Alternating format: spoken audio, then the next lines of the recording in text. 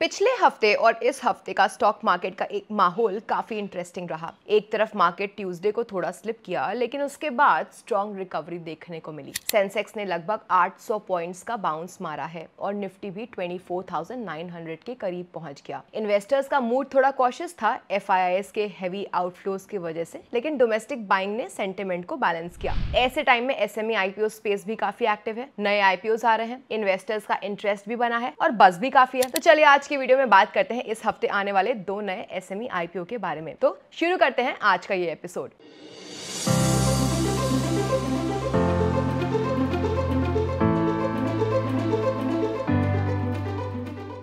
सबसे पहले फटाफट पिछले हफ्ते के IPOs का रीकैप कर लेते हैं। पिछले हफ्ते हमने 2 SME IPOs कवर किया, जिनमें से सिर्फ डायर क्रेडिट एंड कैपिटल का IPO क्लोज हुआ। कुछ रीजन के कारण विक्ट्री इलेक्ट्रिक व्हीकल्स का IPO लास्ट मोमेंट पे पोस्टपोन हो गया था। तो इस हफ्ते के IPO रीकैप में हम सिर्फ डायर क्रेडिट एंड कैपिटल के IPO पर बात करेंगे। Dyer Credit and Capital Limited DCCL एक नॉन बैंकिंग फाइनेंस कंपनी है जो कि 3 तरह के फाइनेंशियल प्रोडक्ट्स ऑफर करती है: personal loans, unsecured MSME loans और सिक्योर्ड MSME लोन्स। ये कंपनी खास तौर पर लो इनकम लोगों को क्रेडिट सॉल्यूशंस प्रोवाइड करती है, जैसे कि म्युनिसिपैलिटीज में काम करने वाले class 4 employees, cleaners, peons etcetera. साथ ही ये छोटे शॉपकीपर्स और वेंडर्स को भी लोन देती है और विमेन एंटरप्रेन्योर्स को एम्पावर करने पर स्ट्रॉन्ग फोकस रखती है। चलिए अब कंपनी के IPO के हाइलाइट्स पर नजर डालते हैं। IPO सब्सक्रिप्शन के लिए 21 मई से 23 मई 2025 तक ओपन था। ये इश्यू 25.66 करोड़ रुपीस का फ्रेश इश्यू था और इसका अलॉटमेंट 26 मई 2025 को फाइनलाइज होगा। Company NSE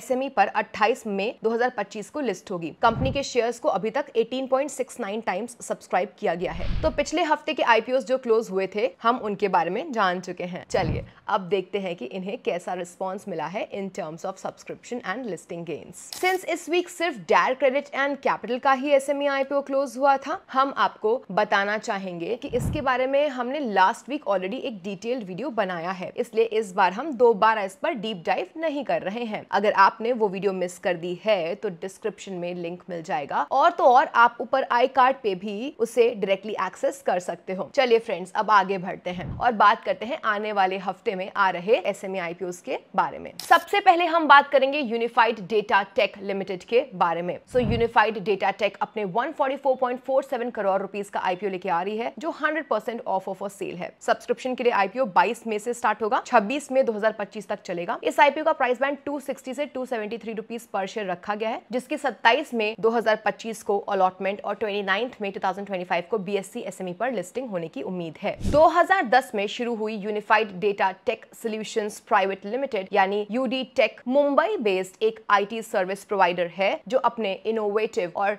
customised take solutions के लिए जानी जाती है। कंपनी बैंकिंग, फाइनेंस और IT जैसे सेक्टर्स के लिए data centres, virtualisation, cyber security और नेटवर्किंग जैसे IT सॉल्यूशंस प्रोवाइड करती है। ये क्लाइंट्स के साथ मिलकर के ऐसे सॉल्यूशंस बनाती है जो सिक्योर, कॉस्ट इफेक्टिव और हाई परफॉर्मेंस वाले होते हैं। UD टेक्स कई बड़े OEMs का ऑथराइज्ड पार्टनर है, जिन्हें ये IT प्रोडक्ट्स, सर्विसेज, मेंटेनेंस और सब्सक्रिप्शन बेस्ड सर्विसेज भी देती है। कंपनी का कहना है कि वो सिर्फ प्रोडक्ट्स सेल नहीं करती, बल्कि पूरे IT आर्किटेक्चर का एडवाइजरी भी देती है। मतलब आपके बिजनेस के गोल्स के हिसाब से इंफ्रास्ट्रक्चर डिजाइन करने में मदद करती है, ताकि कंपनी का सिस्टम एफिशिएंट, स्केलेबल और फ्यूचर रेडी हो। उनका दावा है कि चाहे बात हो सिस्टम इंटीग्रेशन की या फिर कॉम्प्लेक्स IT प्रोजेक्ट मैनेज करने की, UD टेक्स हर स्टेप पर एंड टू एंड सपोर्ट देता है। इनके एक्सपर्ट टेक्निकल सर्विसेज में सिस्टम माइग्रेशंस, अपग्रेड्स और री इंजीनियरिंग सॉल्यूशंस भी शामिल हैं, जो उन बिजनेसेस के लिए परफेक्ट हैं जो डिजिटल ट्रांसफॉर्मेशन के फेज में हैं। देखा जाए तो वैसे आज कंपनी का नेटवर्क सिर्फ मुंबई तक सीमित नहीं है, बल्कि उनकी पुणे और अहमदाबाद में भी ब्रांचेस हैं, और साथ ही वो इंडिया भर में 1000 प्लस क्लाइंट्स के साथ काम कर रहे हैं। बात करें कंपनी के कुछ की फाइनेंशियल इंडिकेटर्स की, तो यूनिफाइड डेटा टेक ने पिछले कुछ सालों में अपना बिजनेस काफी स्टेडीली ग्रो किया है। जी हाँ, FY24 में रेवेन्यू 260.38 करोड़ था। ये नंबर FY23 के 110.49 करोड़ और FY22 के 93.3 करोड़ रुपीस से काफी ज्यादा ज्यादा है, जो कि दिखाता है कि कंपनी ने कंसिस्टेंट ग्रोथ मेंटेन की है। हालांकि FY25 में फरवरी 2025 तक कंपनी ने सिर्फ 194.58 करोड़ का ही रेवेन्यू रिपोर्ट किया है। इसका मतलब FY25 में लगता तो है कि revenue D growth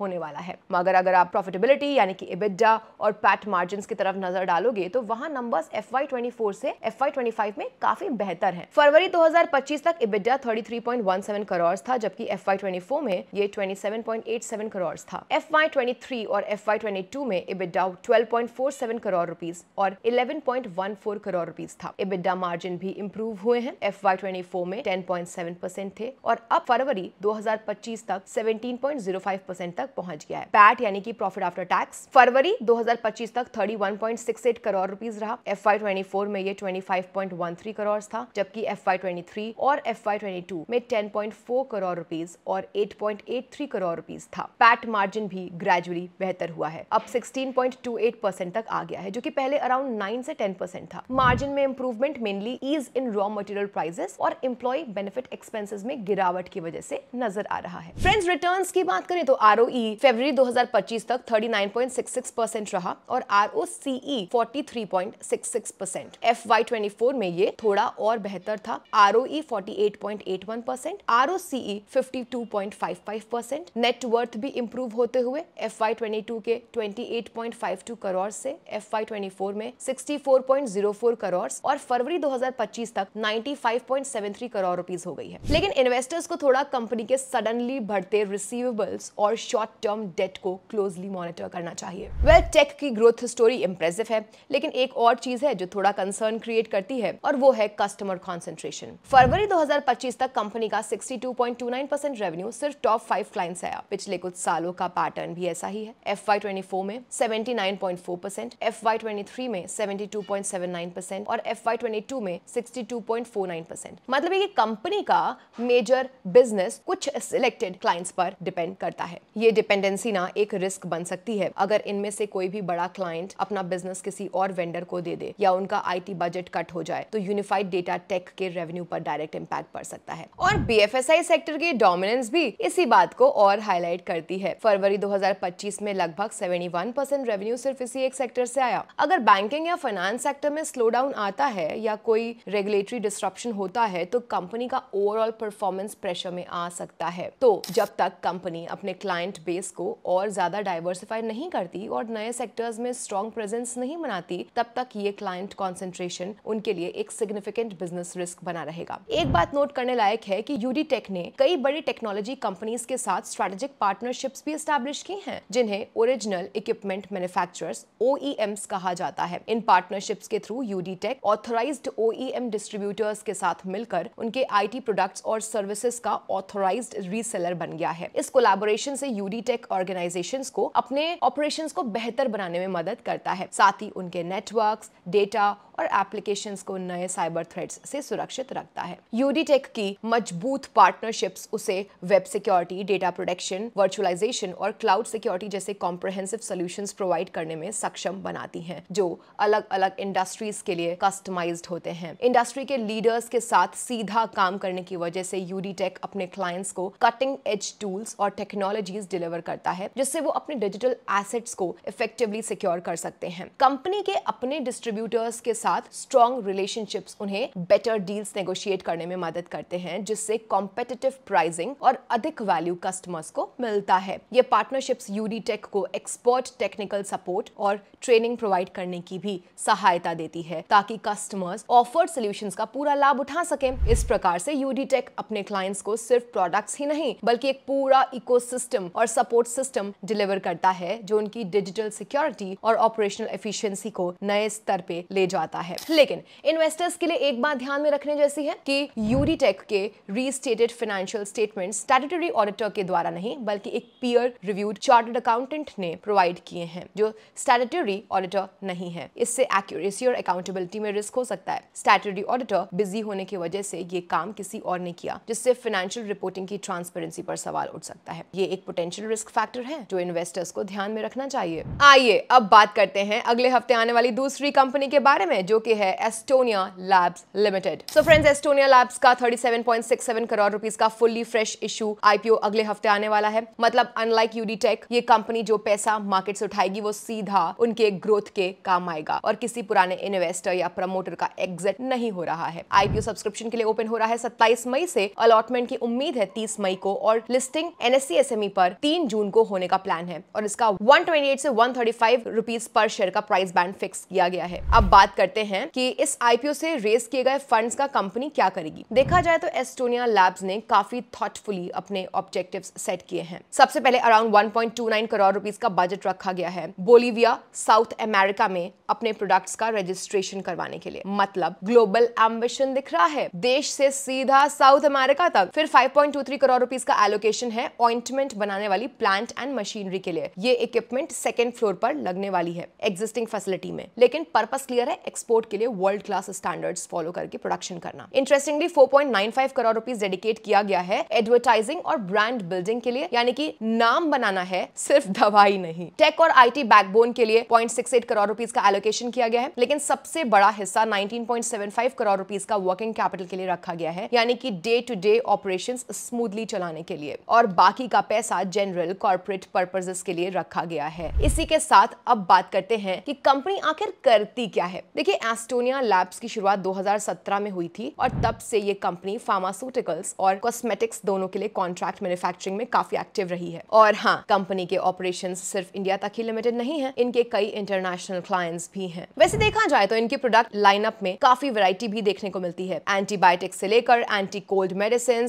anti histamines, diabetes और हार्ट के इलाज से लेकर गायनेकोलॉजिकल और इन्फेक्शन रिलेटेड प्रोडक्ट्स तक सब कुछ बनाते हैं। साथ ही इनकी कॉस्मेटिक्स साइट पर भी काफी स्ट्रॉन्ग प्रेजेंस है। स्किन, टूथ और हेयर केयर के लिए जेल्स, क्रीम्स और सिरम्स बनाते हैं। मोरओवर एस्टोनिया रॉ मटेरियल और पैकेजिंग की भी ट्रेडिंग करती है। जी हाँ, इन्होंने अपने खुद के ब्रांड्स भी लॉन्च किए हैं, जैसे कि ग्लो अप जो स्किन केयर पे फोकस्ड है और रेगेरो जो टैबलेट्स, कैप्सूल्स और सैशेस कैटेगरी के थ्रू कंपनी को फार्मा सेगमेंट में पोजीशन करता है। और अब तो नए ब्रांड एविस जो कि डोमेस्टिक मार्केट में new line of skin care products को सेल करने के लिए भी लॉन्च करने की प्लानिंग चल रही है। अगर हम एस्टोनिया लैब्स के नंबर्स की बात करें तो रीसेंट परफॉर्मेंस काफी प्रॉमिसिंग है फ्रेंड्स। दिसंबर 2024 तक कंपनी का रेवेन्यू 69.5 करोड़ रुपीस के आसपास था और ये तो सिर्फ 9 मंथ्स का डेटा है। पिछले पूरे साल मार्च 2024 तक का रेवेन्यू 80.2 करोड़ था। मतलब कि कंपनी क्लियरली मोमेंटम में है। पैट यानी कि profit after tax 4.1 crore rupees था विद पैट मार्जिन ऑफ 5.9%। अगर थोड़ा पीछे जाएं तो FY23 में रेवेन्यू 67.05 करोड़ था, EBITDA 7.05 करोड़ रुपीस के आसपास और पैट सिर्फ 66 लाख के आसपास। मतलब मार्जिन 1% से भी कम था। लेकिन FY24 में ये जंप करके 3.8 करोड़ रुपीस हो गया, मार्जिन भी 4.75% तक निकल गया। तो प्रॉफिट में जो बड़ा टर्न अराउंड दिखा वो mainly softening raw material prices के कारण हुआ। और अगर और पीछे जाएं तो FY22 में रेवेन्यू 30 करोड़ था, EBITDA 5.65 करोड़ था,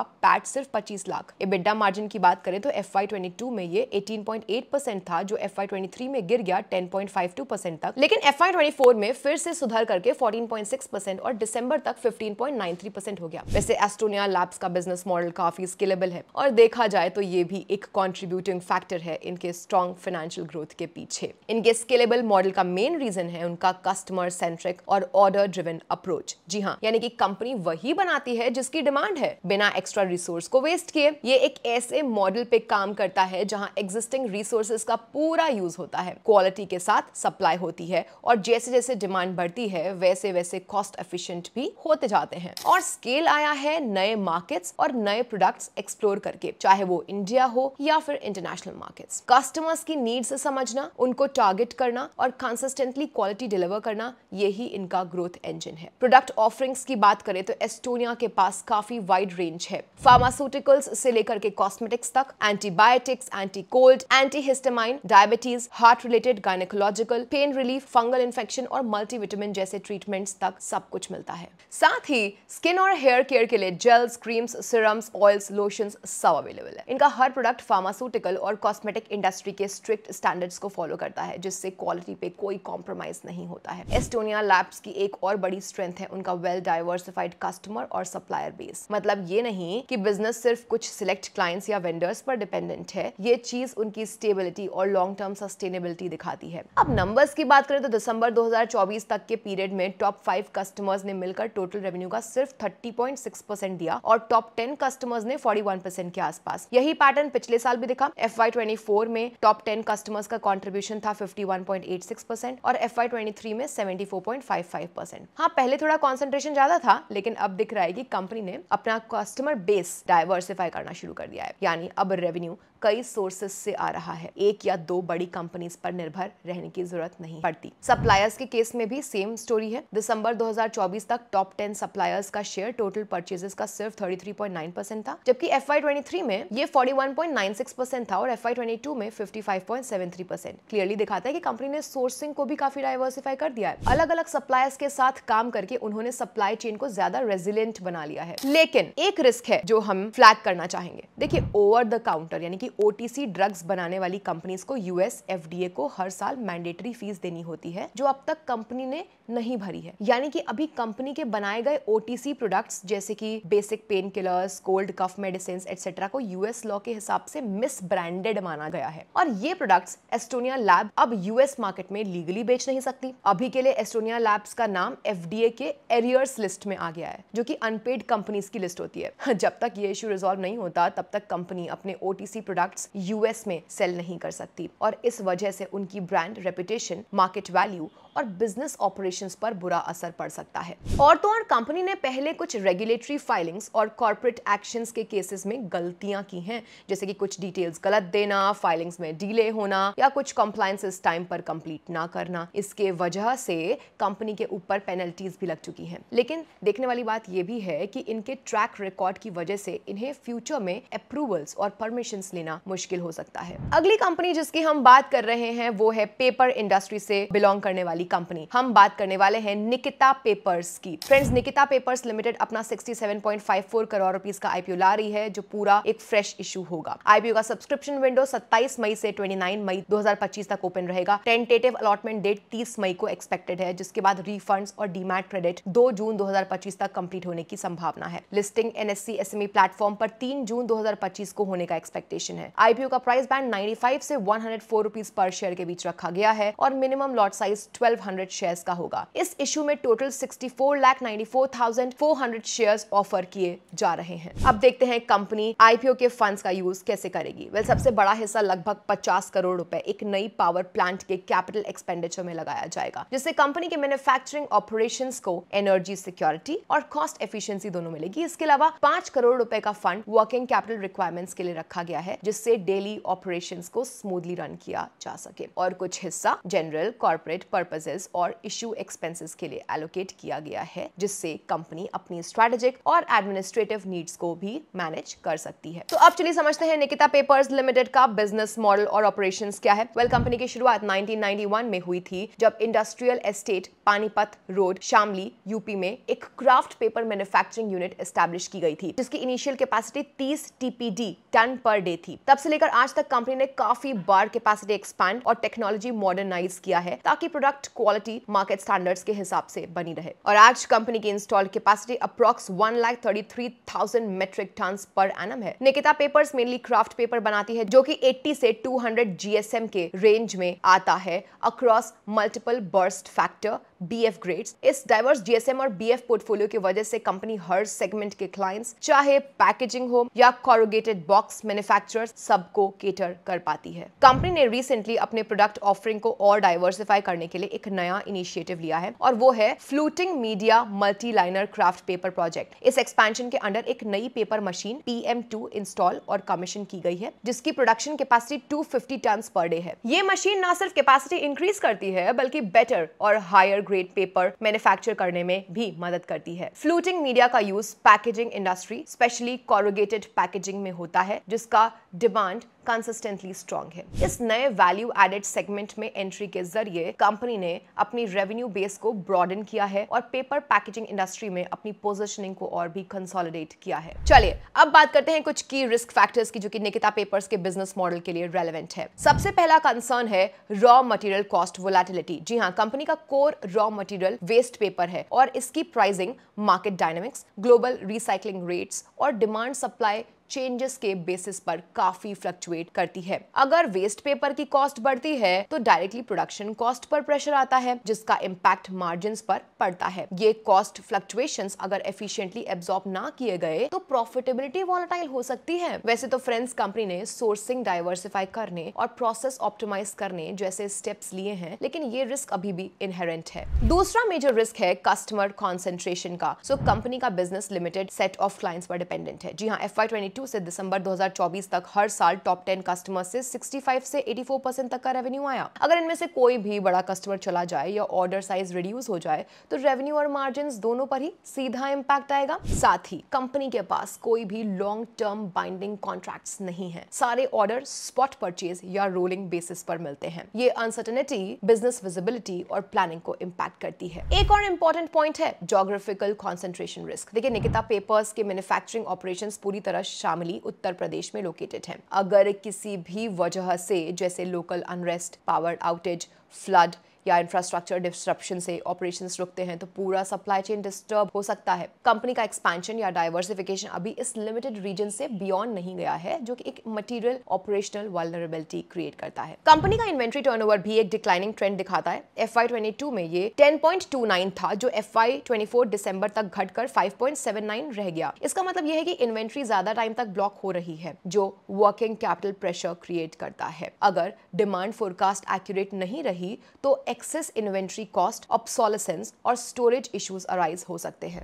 FY22 में कंपनी का रेवेन्यू 356.41 करोड़ रुपीस था, जो FY23 में बढ़कर 398.33 करोड़ तक पहुंचा। FY24 में ये फिगर 338.6 करोड़ हुआ और दिसंबर 2024 तक ही 265.13 करोड़ रुपीस का रेवेन्यू रिकॉर्ड हो चुका था, जो फुल ईयर के लिए एक स्ट्रॉन्ग रन रेट का इंडिकेशन देता है। वेल, प्रॉफिटेबिलिटी भी इसी ट्रैजेक्टरी पर रही। FY22 में पैट 6.95 करोड़ था, जो FY23 में 8.6 करोड़ तक गया और सिर्फ दिसंबर 2024 तक ही 15.68 करोड़ रुपीस का नेट प्रॉफिट बुक हो चुका था। लेकिन अगर कंपनी के शॉर्ट टर्म बोरिंग्स को देखें, वो 146 करोड़ रुपीस से ऊपर हो चुकी है, जिसका major chunk working capital needs के लिए यूज हो रहा है। इन्वेंट्री और रिसीवेबल्स दोनों हाई साइड पर हैं। दिसंबर 2024 तक इन्वेंट्री 49 करोड़ रुपीस और रिसीवेबल्स 125 करोड़ रुपीस के आसपास थे। अब अगली कंपनी जिसकी हम बात करने वाले हैं वो है blue water logistics. Blue water logistics limited अपना 40.5 करोड़ रुपीस का आईपीओ लेके आ रही है, जो पूरी तरह से एक फ्रेश इशू होगा। आईपीओ का सब्सक्रिप्शन विंडो 27 मई से 29 मई 2025 तक ओपन रहेगा। टेंटेटिव अलॉटमेंट 30 मई को एक्सपेक्टेड है, जिसके बाद रीफंड्स और डीमैट क्रेडिट्स 2 जून 2025 तक प्रोसेस हो जाएंगे। लिस्टिंग NSE SME प्लेटफॉर्म पर 3 जून 2025 को होने का पॉसिबिलिटी है। आईपीओ का प्राइस बैंड 132 से 135 रुपीस पर शेयर के बीच रखा गया है। मिनिमम लॉट साइज 1000 शेयर्स का है। इस इशू में टोटल 30 लाख शेयर्स ऑफर किए जा रहे हैं। बुक बिल्डिंग प्रोसेस के जरिए ये इशू रेज होगा। कंपनी आईपीओ के नेट प्रोसीड्स का यूज 2 इंपॉर्टेंट बिजनेस ऑब्जेक्टिव्स के लिए करेगी। पहला 10.51 करोड़ रुपीस का एलोकेशन कैपिटल एक्सपेंडिचर के लिए होगा, जिसमें नए कमर्शियल व्हीकल्स और उनके बॉडी बिल्डिंग का कॉस्ट कवर किया जाएगा। दूसरा 20 करोड़ रुपए का फंड वर्किंग कैपिटल नीड्स के लिए रखा गया है, जिससे कंपनी अपने ऑपरेशंस को एफिशिएंटली स्केल और स्ट्रीमलाइन कर सके। इसके अलावा एक छोटा हिस्सा जनरल कॉर्पोरेट पर्पसेस के लिए भी एलोकेट किया गया है। अब समझते हैं कि ब्लू वाटर लॉजिस्टिक्स लिमिटेड का बिजनेस मॉडल और ऑपरेशंस क्या है। वेल, ये कंपनी लॉजिस्टिक्स और सप्लाई चेन सॉल्यूशंस प्रोवाइड करती है, जिसमें फ्रेट फॉरवर्डिंग, कस्टम क्लियरेंस और ट्रांसपोर्टेशन हैंडलिंग सर्विसेज शामिल हैं। ये कंपनी एक मल्टी मोडल ट्रांसपोर्ट ऑपरेटर है, जो multi modal transportation of goods act 1993 के अंडर रजिस्टर्ड है। कंपनी का रजिस्टर्ड ऑफिस हैदराबाद में है और उसके अलावा इनके ब्रांच ऑफिसेस चेन्नई, दिल्ली, जयपुर, विशाखापट्टनम और थाने में लोकेटेड हैं। कंपनी के क्लाइंट्स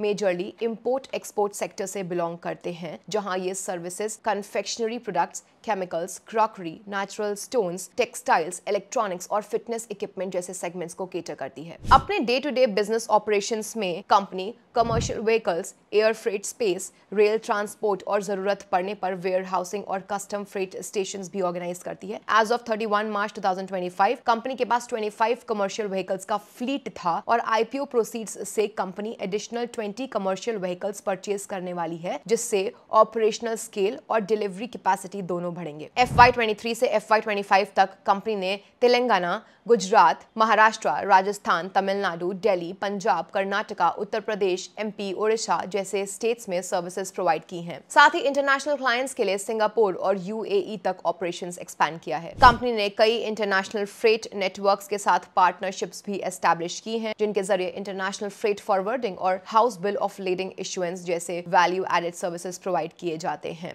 ब्लू वाटर लॉजिस्टिक्स एक फियाटा ग्रुप बॉन्ड प्रोग्राम का भी मेंबर है और ISO सर्टिफाइड है, जिससे इनकी क्वालिटी स्टैंडर्ड्स और ग्लोबल कंप्लायंस पोजीशनिंग स्ट्रांग होती है। अब बात करते हैं कुछ की रिस्क की, जो कि ब्लू वाटर लॉजिस्टिक्स के बिजनेस को मटीरियली इंपैक्ट कर सकता है। सबसे पहला और प्रोमिनेंट रिस्क है कि कंपनी का major revenue ocean freight services से आता है। FY23 से FY25 के बीच ओशियन फ्रेट का कंट्रीब्यूशन 76 से 84% के बीच रहा। अगर पोर्ट ऑपरेशंस, कस्टम क्लियरेंस या इंटरनेशनल रूट्स में कोई डिसरप्शन होता है, जैसे natural calamities, regulatory delays, strikes या वेदर डिसरप्शंस, तो फ्रेट डिलीवरी इंपैक्ट होती है, जिसका सीधा इफेक्ट कंपनी के रेवेन्यू, मार्जिन्स और कस्टमर्स ट्रस्ट पर पड़ता है। दूसरा सिग्निफिकेंट कंसर्न है कंपनी का कॉन्फ्लिक्ट ऑफ इंटरेस्ट रिस्क, क्योंकि प्रमोटर ग्रुप के कुछ और एंटिटीज जैसे कि BWL एक्सप्रेस कार्गो और Moon Glade Shipping similar line of business में काम करते हैं। जी हाँ, हालांकि एक नॉन कॉम्पीट एग्रीमेंट साइन हुआ है, लेकिन इन एंटिटीज के साथ कोई long term binding contractual restriction नहीं है। अगर ये एंटिटीज सिमिलर मार्केट या कस्टमर बेस टारगेट करती हैं, तो ब्लू वाटर के बिजनेस इंटरेस्ट पर ओवरलैप का रिस्क बना रहता है। तीसरा रिस्क है सप्लायर कॉन्सेंट्रेशन। कंपनी के टॉप 10 सप्लायर्स FY23 से 25 में फ्रेट और टर्मिनल हैंडलिंग चार्जेस का 75 से 83% तक सप्लाई करते आए हैं। अगर इनमें से कोई भी सप्लायर विथड्रॉ करता है, सप्लाई डिसरप्ट होती है या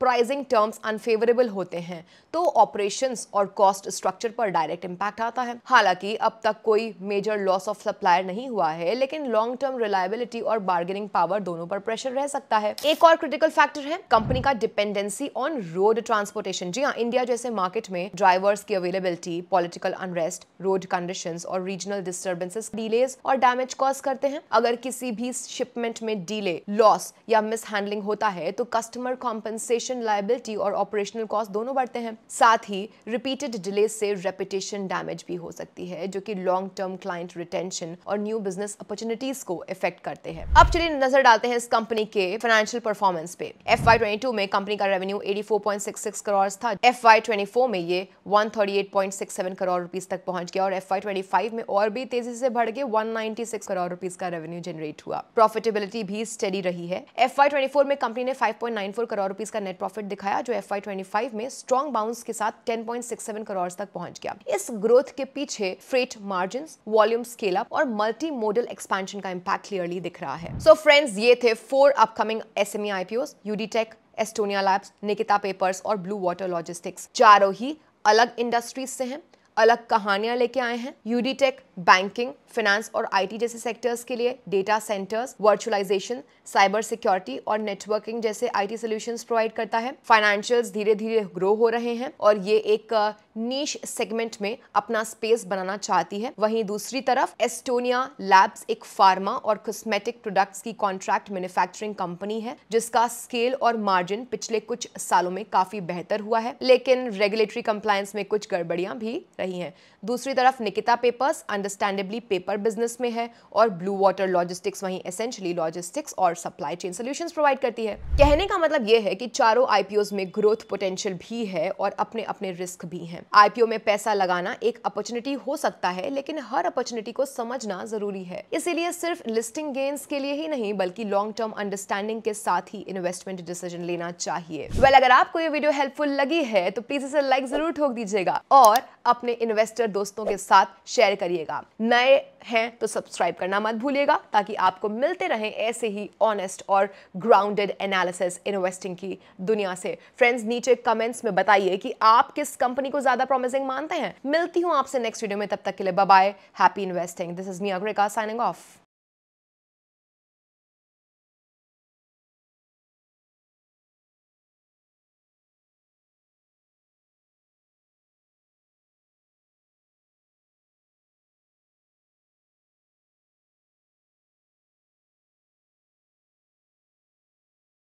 Investment in securities market are subject to market risks. Read all the related documents carefully before investing. Please read the risk disclosure documents carefully before investing in equity shares, derivatives, mutual fund, and or other instruments traded on the stock exchanges.